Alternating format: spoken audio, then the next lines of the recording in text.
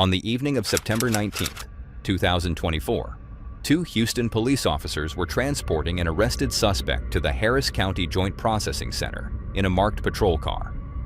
The drive should have been routine, but within seconds, the night took a tragic and unexpected turn.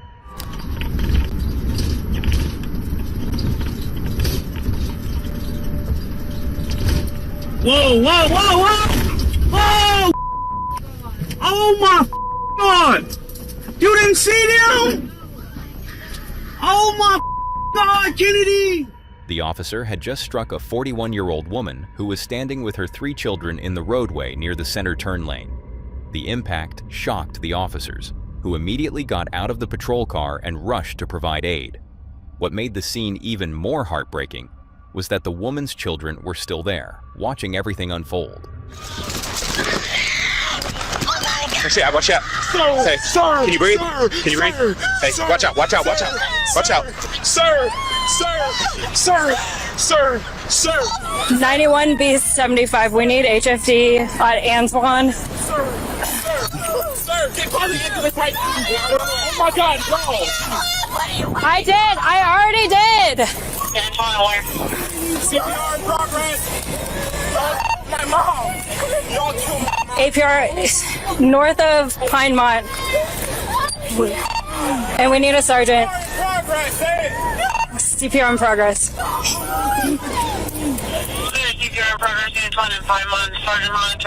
As emotions rose, the officers tried to save the woman while her children stood nearby, crying and pleading for their mother. The footage is difficult to watch because the tragedy happened in front of the people who depended on her most. The officers began CPR and tried to keep control of the scene, but the children's voices made it impossible to forget what was really happening. They were not just watching a police response, they were watching their mother fight for her life.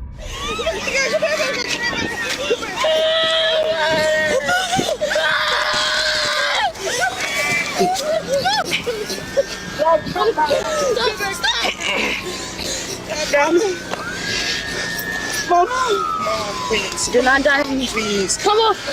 Wait. Jayla, come here. Come here. She's waking up. Mom, wake up, please. Just give me some space, buddy. I know, I understand. Just give me some space. I understand. Who was driving the car? Hey, breathe. Come on, breathe. Can you breathe? Can you talk to me? Can you talk to me? Where we need you. Mom, I'm telling you. Hey, I understand. Just give me some space, buddy, okay? Just give me some space. I'm doing what I can. Hey, can you breathe? Can you breathe? Can you talk? Can you talk? Please. Hey, she's moving. Hey, can you talk? Her leg. She got blood in her mouth. I understand. She might. Hey, let's get her in recovery. She started breathing. The woman was transported to Ben Taub General Hospital, where she was later pronounced dead. Her 3 children, who were present at the scene, were not physically injured. According to the Houston Police Department's initial investigation, 41-year-old Desiree Poole likely failed to yield the right-of-way, and speed did not appear to be a factor. Officer Shelby Kennedy, who was driving the patrol car, was placed on administrative duty while Internal Affairs and the Vehicular Crimes Division investigated. The department initially withheld the dashcam and body-worn camera footage, citing miscommunication, but released it weeks later after public pressure.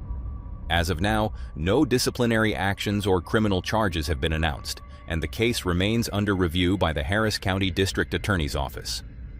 What makes the footage so disturbing is how quickly an ordinary transport became a family tragedy. One moment, the officers were driving toward the processing center. The next, 3 children were standing in the road, begging their mother to wake up. And while that case was shocking, the next one shows an entirely different kind of danger on the road. On the night of September 16th, 2022, officers from Fort Lupton and Platteville stopped a woman connected to a road rage incident in Weld County, Colorado. She had allegedly threatened another driver with a firearm on Highway 85, and officers treated the stop as high risk from the beginning.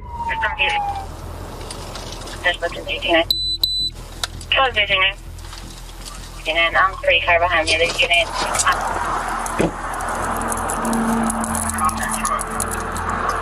I'm right behind you, Vasquez. I'm going to your passenger side.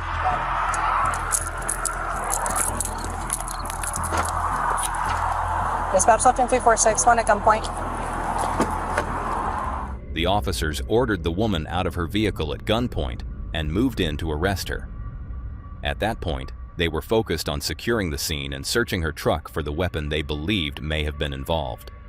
But none of them seemed to realize that their next decision would put her in far more danger than the original traffic stop ever had. Hey, Lift your hands up. Lift your hands up. Okay? Turn around. Turn around. Turn around. Put your hands up higher. I want you to set your phone down at the edge of your truck. on your left. You don't need it. You can leave it on. Come on back. Keep coming back. Keep your hands up. Keep coming back. Keep coming back to the sound of my voice. Keep coming back. Keep coming back. Keep coming back. Keep coming back. Stop right there. Get down on one knee and then the other. I got cuffs. Go ahead. Good? The woman appeared confused as she was taken into custody. She repeatedly asked what was going on, why she was being arrested, and if she could get her phone. The officers told her they would explain everything, then placed her in the back of a patrol vehicle while they continued searching the area. What's going on? Why am I being... We'll explain everything in a second. Can I get my else is in cell the phone, truck? please? No one else is in the truck, sir. Can I please get my cell phone? We'll get it for you Don't worry soon. about yourself. Please. Where are you taking me? We're taking you to the car. Come on. Why? What? Do you have anything on you that's going to poke me, stick me, hurt me? No, ma'am, but can I please get my cell phone? We'll get your cell phone in a second. Is there any weapons in the car? Ready? No, ma'am, there's nothing on There's no weapons in the car? Okay. Everybody out in the car, come on. What's going on? Ma'am, what's going on? I'll tell you in a second. Take a seat. I'm so confused. Can I get Take a my seat. cell phone? I will get your cell phone for you. Take a seat. As officers inspected her truck, they left her handcuffed in the back seat of another patrol unit. But that patrol unit was parked directly on railroad tracks. For several minutes, the officers continued talking about the stop, the possible firearm, and the fact that the woman had taken a long time to pull over. But while they were focused on the investigation, the danger was sitting right behind them. It took her a long time to pull over. I got a holster right here in the passenger seat. Okay. It took her a very long time to pull over. It took her a very long time to pull over. I'm going. Did you see or toss anything? She could have because it took her a long time to pull over. I'm gonna put my rifle away and I'll come back to you. All right. She could have because when I was behind her, she was driving slow enough, Yeah. so she could have tossed something. But I let Toss it out the window? She could have out that window, but is that Hart? No, that's Tom check. Oh my god. Oh my god. Oh my god. Then, the sound of a train became impossible to ignore. By the time officers realized what was happening, it was already too late. The patrol car was still on the tracks, and the woman was still trapped inside. Move your car! Stay back! Move your car! Stay back! Six patrol car was just hit by a train. Dispatch Tom 346. Get us medical emergency. The suspect was in the vehicle that was hit by the train.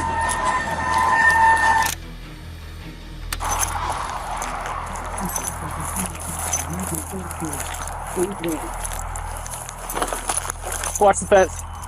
The train slammed into the patrol vehicle with Yareni Rios Gonzalez still handcuffed in the back seat. Miraculously, she survived, but reports later stated that she lost teeth, suffered a broken arm, multiple broken ribs, and a traumatic brain injury. In the aftermath, 2 officers were fired from their departments. Officer Jordan Steinke was found guilty of reckless endangerment and third-degree assault, while Sergeant Pablo Vasquez was convicted of reckless endangerment and traffic offenses. Yareni Rios Gonzalez later received an $8.5 million settlement from the police departments involved. What makes this footage so horrifying is that the danger was obvious to everyone watching it afterward. The patrol car was on the tracks. The woman could not escape, and by the time the officers understood what they had done, there was no time left to stop the train. And that brings us to another case, where one small decision led to consequences nobody could undo. On April 6, 2024, a gray 2019 Lamborghini Huracan pulled up next to West Valley Division patrol officers at a red light in Los Angeles. While the car sat at the light, the driver appeared to have fallen asleep behind the wheel. Concerned, the officers moved their patrol car behind the Lamborghini. When the light turned green and the driver began moving again, they initiated a traffic stop. 27 southbound the Honda from Riverside.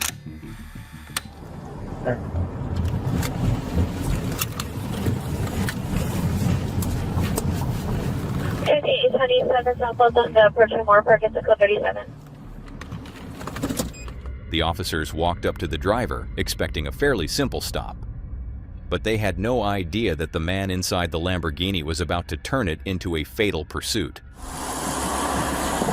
How's it going, sir? How's it going, man? Good. You have a driver's license on you? And your registration for the vehicle? Is the vehicle in park? Do you know why I pulled you over? Well, one, you were asleep at the light. I was right next to you. I put my spotlight on you, man. You were asleep at the light. You're visiting out here? Okay, cool. And do you have registration for the vehicle? Is the vehicle yours, sir? It's a what?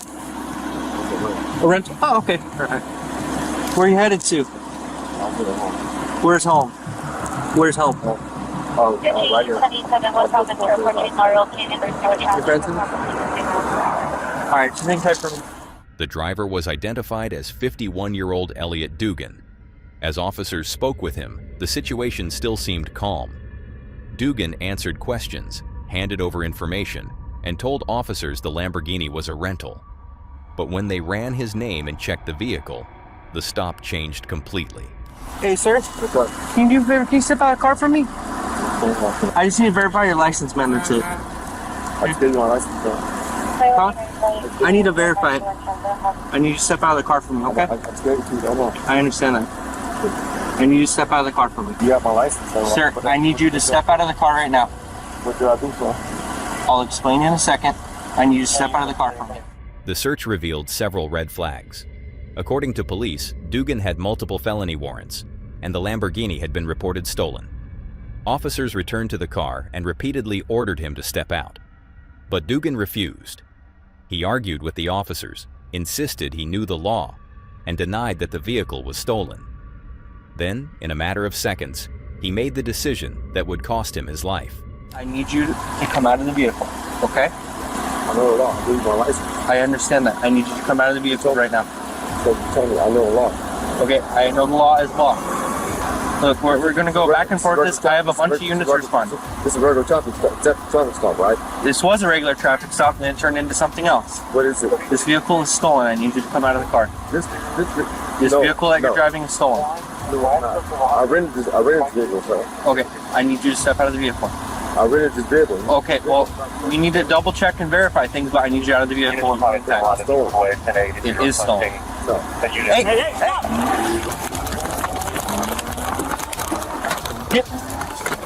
Dugan suddenly sped away. Officers immediately gave chase, but neither side knew how quickly the pursuit was about to end. 1047 pursuit, stolen vehicle. It's going Petersburg crash, UTC. Vehicle at STC on Sherman Way. And on the where is you? He's got me inside the capacity.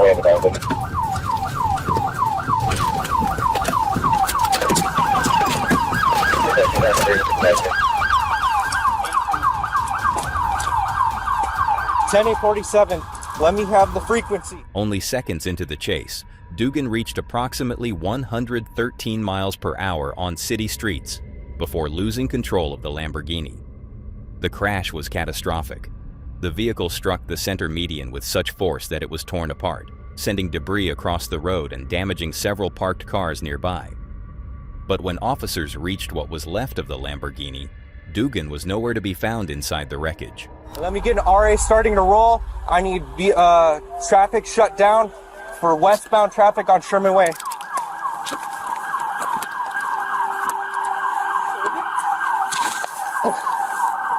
I can't tell, dude.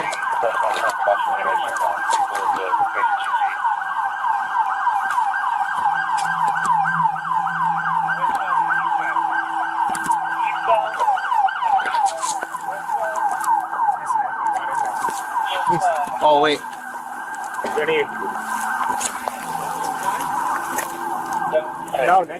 No, I can't tell, but this is the other half of the car.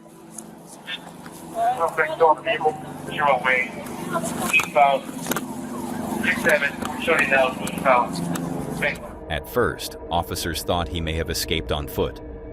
They searched the area, asking people nearby if they had seen anyone running from the crash. But the truth was much worse.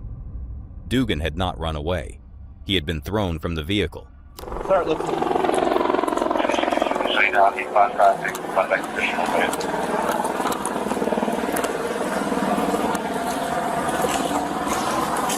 Hey, did you guys see anyone run? Did you see anyone run? Nah, there's nobody running. It's because we were just inside. All right, cool. Hey, we heard everything. Just hang out on the sidewalk for me.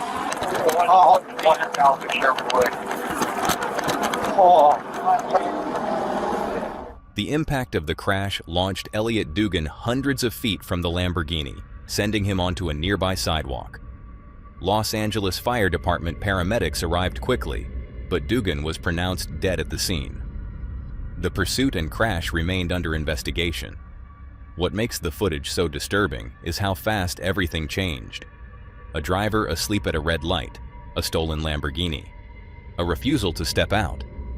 And then, within seconds, a luxury car was split apart across Sherman Way, leaving officers searching for a driver who had already been thrown far from the wreckage. And that takes us to this next clip, one where the footage becomes more disturbing the longer you watch it. On May 7th, 2024, in Columbus, Ohio, two teenagers stole a Hyundai and led police into one of the wildest chases caught on Dashcam. At first, it looked like the pursuit should have ended almost immediately. The car had already crashed hard enough to set off the airbags, and for most drivers, that would have been enough to stop. But the person behind the wheel was only 16 years old, and he was not done yet. Even after the airbags deployed, the Hyundai kept moving. Alright, he just slowed up, looks like he's making a U-turn, pretty good around. U-turn. The driver continued through the streets as officers followed closely behind, trying to find a safe way to stop the car before someone else got hurt.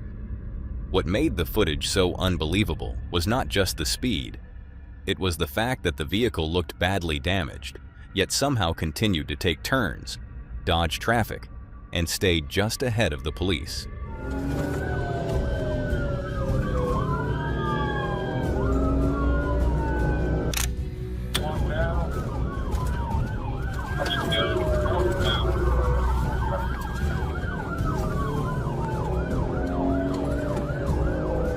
The 16-year-old driver handled the stolen car with a level of control that shocked many people who later watched the footage. He took sharp turns at high speed, squeezed through tight spaces, and kept moving even as officers tried to cut him off by taking shortcuts. But every time it looked like police were about to end the chase, the Hyundai somehow kept going. He's just making a U-turn. We're going to go southbound.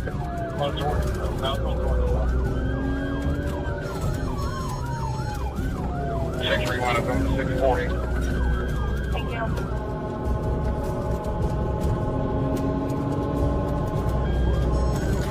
Here for 604 here as well. Around. 604 Channel 3.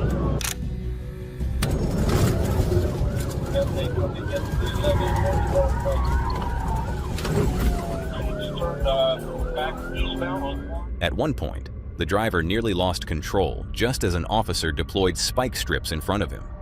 For a second, it looked like the chase was about to be over. But the spike strips were deployed just a second too late. The driver managed to regain control, and the pursuit continued. By that point, the car had already taken damage. The airbags were already out, and officers were still trying to figure out how to stop two teenagers who seemed willing to risk everyone around them just to keep running. Yeah, northbound.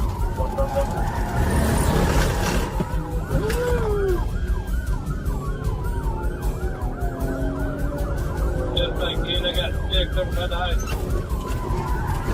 Right? He's going to be inside this shopping mall behind the house on the number.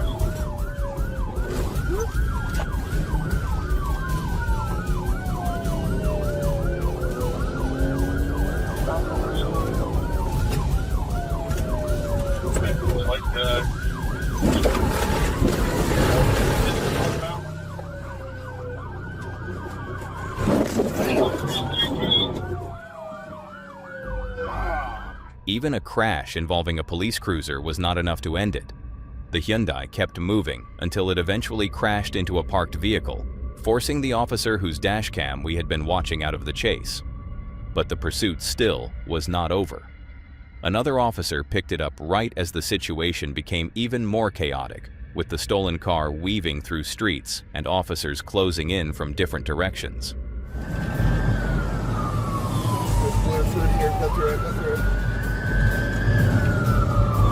Take me eastbound. See, I can't see.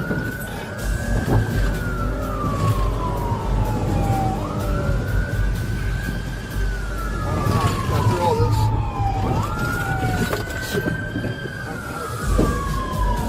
Travel with me, head towards Harrisburg Pike here. I can't see, bro.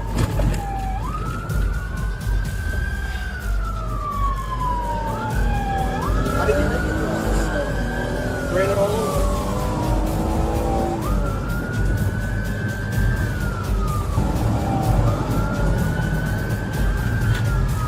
631, 638, Are they agree on all of those plates? 631, Kleinman, Riverbend. Job reaching the entranceway deal with the football stadium. You're right off Mount Street going southbound.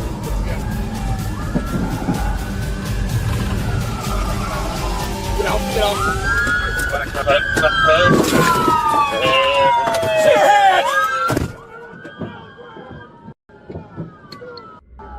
The 16-year-old driver and his 14-year-old passenger were eventually arrested.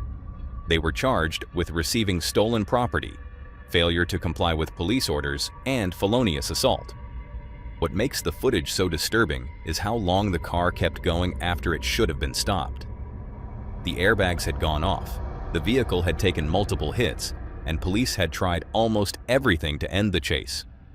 But for several minutes, a stolen Hyundai, driven by a teenager, turned the streets of Columbus into something that looked more like a video game than real life. And that brings us to another case where a driver had several chances to stop, but kept making the situation worse. Imagine a police chase so dangerous that it ended with a SWAT sniper taking the shot. On July 18, 2020, in Butler County, Ohio, officers responded to reports of a semi-truck being driven erratically. The driver, 40-year-old Patrick Barallo, refused to stop when police tried to pull him over and instead continued toward Cincinnati. As the semi barreled down the interstate, more agencies joined the pursuit. Officers deployed stop sticks, hoping to take out the truck's tires and bring the chase to an end.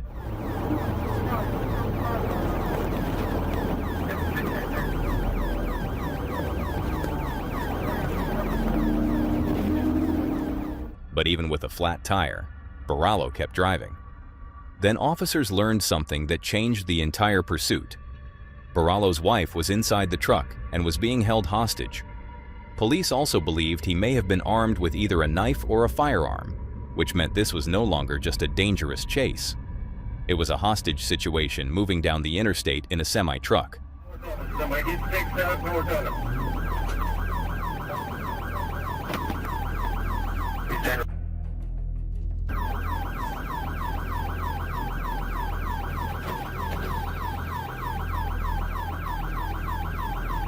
Take your license now. Driver, just stop. Stop. Work this out. What lane Stop. is he in? With Barallo now driving on the wrong side of the interstate and putting countless other drivers at risk, SWAT vehicles and additional police cruisers joined the pursuit. The situation was becoming more dangerous by the minute, and officers had to find a way to stop the truck without putting the hostage in even greater danger.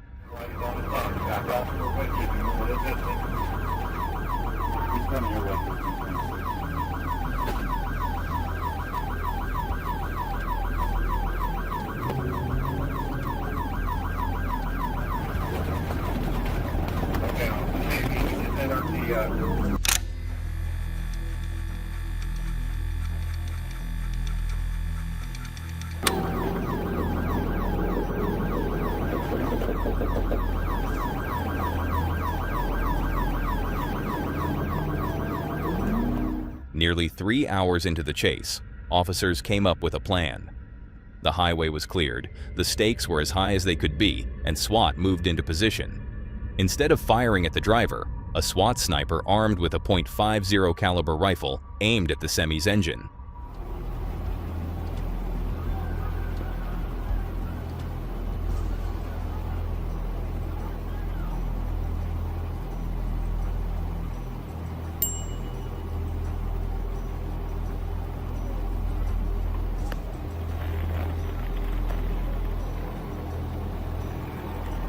All units be advised he does not have a gun for the female that is a passenger. He thinks he might be shot. He feels pain and wetness. He stopped talking and he's moaning. They do not have any verbal out of him. The sniper took the shot and disabled the truck, finally bringing the pursuit to an end. After Barallo released his wife, he was taken into custody.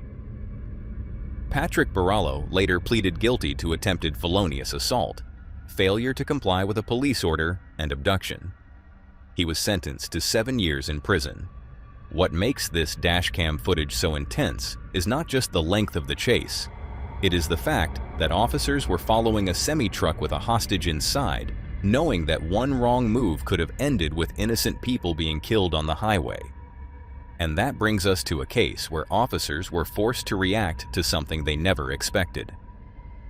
In the early hours of April 1st, 2025, at around 1:29 a.m., a Pinellas County deputy attempted to pull over a red Toyota hatchback in St. Petersburg, Florida, after the driver allegedly ran a red light. At first, it looked like a routine traffic stop. But within minutes, that same stop would turn into a violent encounter involving stop sticks, an armored vehicle, and 7 deputies opening fire. Yes? I need you to pull over into that parking lot over there. You're in the middle of the road right now. I'm so sorry about that, but I my heart. Okay, can you pull into that parking lot over there? Which one? That bank right there. Because you're in the middle of the road right now. Well, I wait. You're in the middle of the road. Go to that parking lot over there. Do you understand? What's the way for this? Don't look this way. I'm see a couple. Okay, can you pull over to that or no? No, I'm not going to pull over. Okay, well you need to turn your vehicle off for me. No, I'm gonna go. Seminole 3, can I have a Route 294? See, hi. Make. The driver was later identified as 65-year-old Marina DeFilippo. As the deputy spoke with her, something immediately felt off. DeFilippo appeared confused, spoke in disorganized English, and claimed that the CIA was after her. The deputy tried to get her to pull into a nearby parking lot, but she refused. Then, without warning, she drove away. 2 patrol cars quickly fell in behind her as the traffic stop turned into a pursuit. Officers eventually deployed stop sticks, shredding the Toyota's tires and forcing the vehicle to slow down on Gulf Boulevard. Front driver's side tire is completely flat. It's about to flail off in here a couple seconds. Pulling up to a stop at 177th Avenue West. 177th Avenue West, Gulf Boulevard.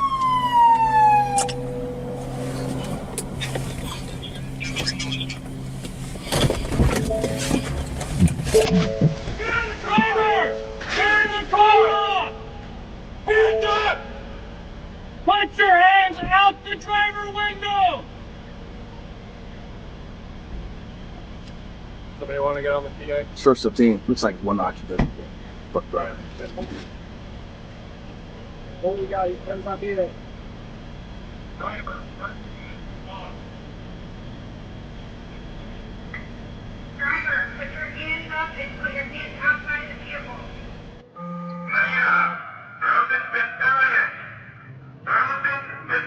Oh, there's a gun. She's pointing it out. For a moment, it looked like officers had managed to stop her. They held their positions, surrounded the vehicle, and repeatedly ordered De Filippo to put her hands up and get out of the car. But then, officers saw something that changed the entire situation. De Filippo appeared to be holding a gun. Instead of surrendering, she ignored their commands and continued moving inside the vehicle. Officers tried to keep their distance, but it was clear the situation was far from over.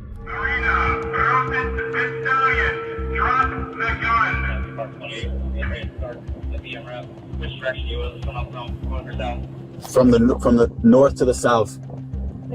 They can pop out over here. Yeah, sorry. I believe she put the gun down. I don't see it in her right hand that last time, but let me confirm if I see it in right hand again. Oh, she's going again. She's moving. She's moving. She's gonna. Hey guys. Oh, hey, get back. Make me a U-turn, guys. Hey, buddy, get out of that B pillar. Do we have any more stop sticks to throw out there? Hey, everybody on this side. Yep. All right, Carver, she's going around. De Filippo then drove away again, this time with shredded tires and officers still trying to keep her contained. To stop the Toyota, deputies brought in an armored MRAP and used it to perform a PIT maneuver, bringing the car to a stop once more. Officers then fired less lethal beanbag and pepperball rounds, trying to force her out without using deadly force. But even after that, she still refused to give up. All right, attempted pit. Still northbound through Whitehurst. Let's move it back up. Good pit, good pit. Bring back off a little bit with the AMRAP in position.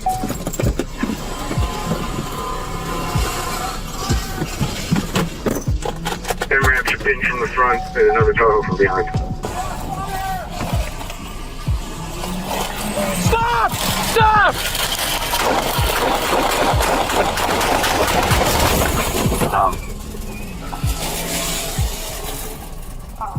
Body cam footage from one of the officers captured De Filippo's attempt to escape for a third time.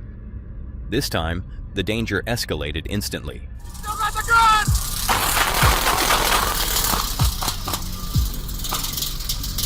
Cease fire! Cease fire! Stop fire!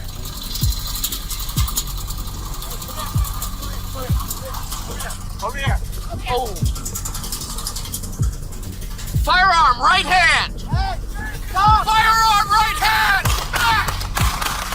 As De Filippo drove toward a deputy positioned behind his open patrol car door and rammed into nearby vehicles, 7 deputies opened fire. She was struck 3 times and rushed to Orlando Health Bayfront Hospital in critical but stable condition. 1 deputy suffered minor injuries when she slammed into his patrol car door. Authorities later said De Filippo faced charges including aggravated assault, aggravated battery, and fleeing or eluding law enforcement. The 7 deputies involved were placed on administrative leave while the incident was investigated. What makes the footage disturbing is how quickly a red light stop spiraled out of control. What began with an officer asking a driver to move into a parking lot ended with a damaged Toyota, an armored police vehicle, a gun pointed from inside the car, and 7 deputies firing into the night. And that brings us to a case where the officers thought the pursuit was over. On the late night of June 29, 2020, Officer Arash Zarkashan initiated a routine traffic stop on a car with an expired tag in Tulsa, Oklahoma. But when he ran the driver's information, it came back to 33-year-old David Anthony Ware, a man with a long history of narcotics offenses. Sensing that the situation could escalate, Officer Zarkashan called for backup. Soon after, Sergeant Craig Johnson arrived. Together, the 2 officers approached the vehicle, not knowing the stop was about to turn deadly. All right, David. You said you have a driver's license? You said you have a driver's license? Yes, I just used it because I had. Here's the deal. I just won jackpot, so they had my license. Yeah, I'm not worried about the jackpot right now. So what I need you to do is step out of the vehicle. What? Well, first let me ask you one more time. Do you have anything in the vehicle? I need to know. Why are you shining that in my face? I can't. So I can I'm see trying the to car. talk to you, but you're shining that light. Do you have anything in the vehicle? Because you've got a history of narcotics. I know, and y'all always with me just because I have a history. Can I get my ticket and go, man? Step out of the vehicle. Come on. This is bullshit, dude. It's not. You wouldn't be here if you didn't pull out in front of a cop car. From the beginning, it was clear that Ware was not going to cooperate easily. He refused to step out of the car, questioned every command, and repeatedly insisted that he knew his rights. As the situation dragged on, the officers gave him more warnings and tried to force compliance without immediately going hands-on. But instead of calming down, Ware pushed the situation even further by calling his friend, Matthew Hall, while still refusing to leave the vehicle. We need you to step out of the car. Now. You have two choices. You can step out of the car, Or I can drag you out. or we can tase you. For what? You're not. This is complying to y'all getting out of the are car where we breaking. at. Look, hey, Y'all are. step out of the car Man, y'all are- now. This is my Do you right. want to get tased? Why are y'all doing this? Because you're refusing to follow a lawful order. I need you to step out It's of the not car. a lawful order. It is a lawful order, and I will tase you if you do not get out of the car. Man, this is. You have a choice. Get out of the car under your own power, Please call or your I will. supervisor. I am the supervisor. Please. I'm a sergeant. Hey, dude, Please. just step out of the car right now. Otherwise, you are getting tased. Do I need to arc it one more time? What? Step out of the vehicle now. I don't have to. Yes, you do. That phone call would later become an important part of the case, because Hall would eventually be accused of helping Ware after the shooting. At the time, though, the officers were still trying to get Ware out of the car. Please. Hey, don't I'm be answering reaching my for... phone. Help, Matt. These Dude, cops- get off the phone these cops now. violate my rights. We're gonna. Hey, That's fuck it. neighborhood, please I'm gonna pull- tase you in 3, pull up. 2, I'm- 1. Do you want it or not? Please don't tase Step me. out of the car. I'm not. Please Step call your out supervisor. of the vehicle now. No, I know my rights. You know nothing. Get out of the car. You can't shoot me. I'm not doing it. I'm not going to shoot you. I'm going to tase you. There is a difference. Or I can Why? deploy OC because you've been given a lawful command to step out of the car. Lawful command to step out of the car. I don't have to. Get out of the car, or I will tase you and I will drag you. Matt, please come over here and witness this. Despite repeated warnings, Ware refused to hang up and refused to step out. Sergeant Johnson warned him that he would be tased if he did not comply. But even after the taser was used, Ware continued to resist. No, y'all. This is my car. Y'all don't. Taser! Hey, I'm gonna hit him. Are you ready? Ready? just Get out of the car! you, dude. Oh, what the? Get out of the car! Get out! What the? Back up. You want to get sprayed? No. Get out! Okay. Now! I'm getting out. Get out of the car now, or I will spray you on the ground. On the ground, man. I don't want to go to jail, Spot. Get out of the car! Get out now! The officers tried to pull him from the vehicle, but Ware still would not cooperate. The stop had already gone on far longer than it should have, and both officers were now physically struggling to remove him from the car. For a moment, it looked like the situation was just another difficult arrest. But then, Ware made a move that changed everything. Left arm. Help! I got this arm. Man, help! Help! Help! Get out of the car! Not even in gear. David, you want to get sprayed again? I'm going to spray you again. As the officers tried to control him, Ware pulled a gun and fired. What the? David Anthony Ware shot both officers in the head. Sergeant Craig Johnson did not survive his injuries. Officer Zarkashan was critically injured, but eventually pulled through, though he was left with permanent memory loss, cognitive issues, and physical damage that later forced him to leave the police force. Ware was charged with first-degree murder, felony shooting with intent to kill, possession of a firearm, and other offenses. He was later sentenced to death for the murder of Sergeant Johnson. His friend Matthew Hall was convicted as an accessory for helping Ware escape, picking him up after the shooting, hiding the gun, and lying to police during the investigation.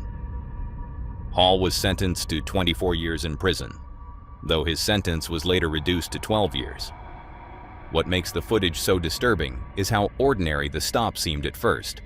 An expired tag, a driver refusing to step out, a long argument over commands and rights.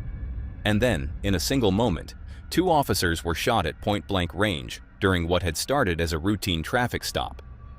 And that brings us to a dashcam video where the silence after the crash is almost as disturbing as the crash itself. On October 2nd, 2024, a routine call about a stolen vehicle quickly escalated into a full-blown high-speed chase. It began around 5:30 p.m. when officers from the Arkansas State Police and the Texarkana, Arkansas Police Department tracked the stolen car and its driver heading north on Jefferson Avenue.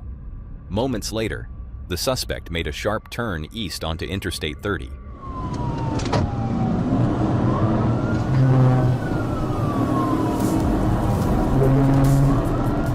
Once officers spotted him, the suspect sped down the highway at nearly 100 miles per hour, weaving dangerously through traffic as police followed behind.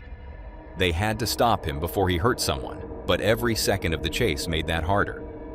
At one point, an officer managed to close the distance and attempted a PIT maneuver. The move shook the car and almost ended the pursuit, but the suspect slammed on the gas and barely managed to keep control.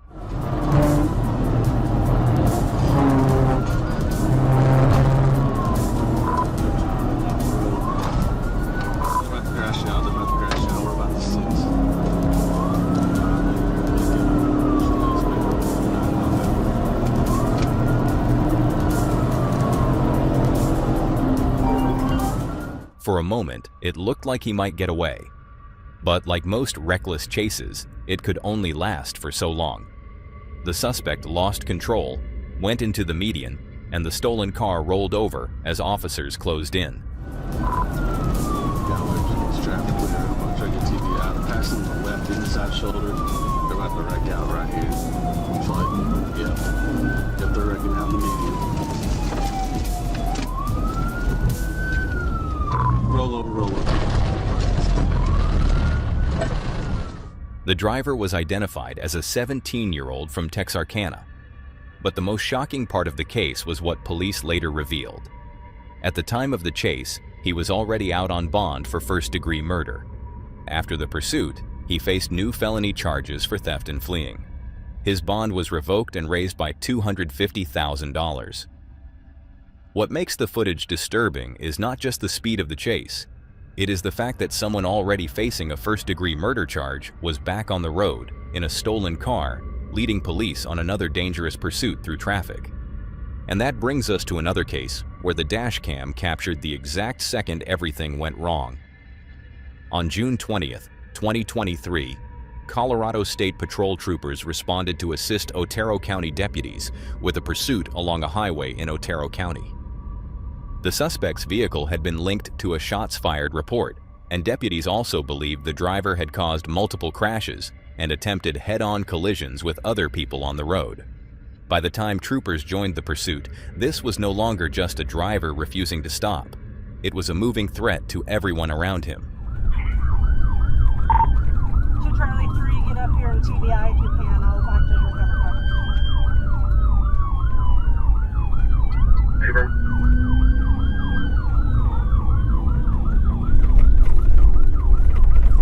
Alright, 379, slowed down. Speeds of 28. Pit maneuver. Hold traffic. TBI successful. Hands! Get your hands up! Hands up! Don't move! Don't move! Don't move! Don't move! You got him? Exit the car! Hands up! Got me? Out of the vehicle! Out of the vehicle! Out of the vehicle! On the ground! I got you! I got you! Dude! Get out on the ground. After a successful TVI maneuver, it looked like the chase was finally over. Officers surrounded the vehicle, gave commands, and pulled the suspect out as he acted like he had no idea what was happening. But officers had already seen enough. The pursuit had been dangerous, and the suspect was quickly detained in the back of a patrol unit while police searched his vehicle and tried to figure out what had happened. I didn't find a gun. It's right there.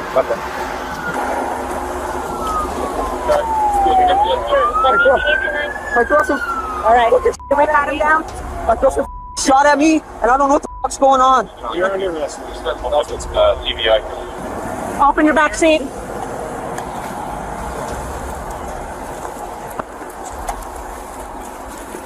Hey. No. Sit in the car. Take your shoes. First, take your shoes off. Take your shoes off. Lift up.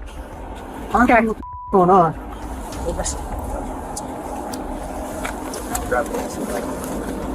Okay. Sit. I got you. Put your feet in. While officers were focused on the suspect's car, the man in the back seat was quietly putting a dangerous plan into motion. At first, nothing about the scene suggested the chase would start again. The suspect had already been stopped, he was already in custody, and officers were standing only a short distance away. But then everything changed.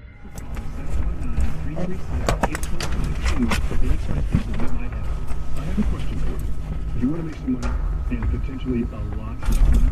If your answer is yes, then KVA... I copy. Do you remember returning Clearville? No record.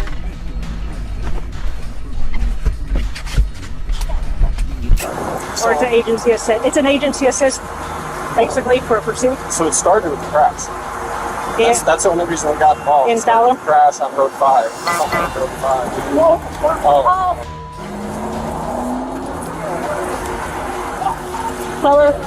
he just stole the patrol car. The suspect somehow managed to steal the patrol car and take off again, forcing officers into a second pursuit they never expected to happen. Now they were not chasing the original vehicle anymore. They were chasing a marked police unit with its emergency lights activated, being driven by the same suspect they had just arrested. Officers scrambled to stop him before he could cause even more damage. Notified Penn County we need stop sticks out for this vehicle. It is a marked patrol unit. Lights are activated. Even though the suspect could hear exactly what officers were planning over the radio, the stop sticks still worked, at least at first. The patrol car hit them, but the situation was already out of control. Within seconds, the stolen police unit was heading toward a devastating crash. Switch, Candy. I don't have vehicle. Where's the keys? Go ahead. You got the keys in it? Good, Sticks. We got them. As the pursuit came to a violent end, officers rushed toward the wreckage and tried to check on the suspect. Thank you, still left. 1.5 miles. Right here. Oh, right here, Jay. Back borrow and steal. If the vehicle's down there even.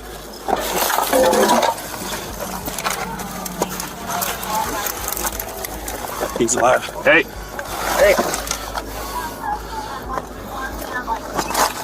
Hey. Talk to me. Yes. Hey, Jay. Jay. Look, 203. He is driver is conscious. You're gonna have to start moving, dude. Yeah, I got a head injury. Your hands. What hurts? Give me your hands. In the very back. Hey, I need you to give me your hands, dude. I got it. Here, want me to move that computer? Yeah. Where are you hurt, dude? Unless you don't want to get out. I need somebody to keep this down cool. Keep it cool while I work on it. Do we got anything? Yes, we can get him out this way. The suspect was later identified as 31-year-old Anthony Alfonso Sanchez III. He was taken to a local hospital, where he later died from the injuries he suffered in the crash. The driver of the semi-truck was unharmed. The trooper whose vehicle was stolen was placed on administrative leave, but was later cleared to return to duty. What makes the footage so disturbing is how preventable it feels. Officers had already stopped the suspect. He was already detained. But in a matter of seconds, a finished pursuit turned into a second chase, this time in a stolen police car. And that brings us to a final case where a routine police encounter becomes the kind of footage officers never forget. On September 1st, 2024, deputies from multiple law enforcement agencies responded to reports of an alleged kidnapping involving a white GMC Sierra pickup truck. At around 8:45 p.m., deputies from the Iroquois County Sheriff's Department began pursuing 37-year-old Andrew Roselius, who was reportedly armed and believed to have taken a hostage. The chase crossed into Indiana, where deputies from the Newton County Sheriff's Office joined in, before the pursuit eventually returned to Illinois and ended when Roselius crashed in Sheldon. Go in the back passenger side of my Tahoe. There's a shield. Go grab it. Which Tahoe? I'm right behind him. Right behind him? Yes, right behind him. Passenger side Tahoe shield.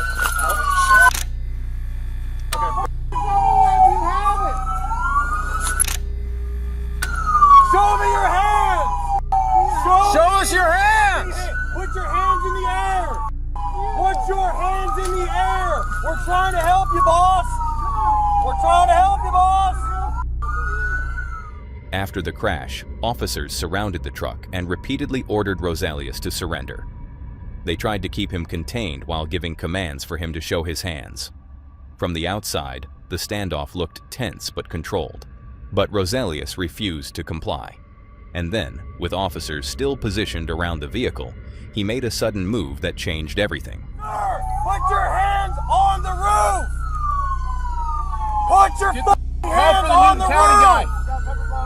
Pepper ball gun!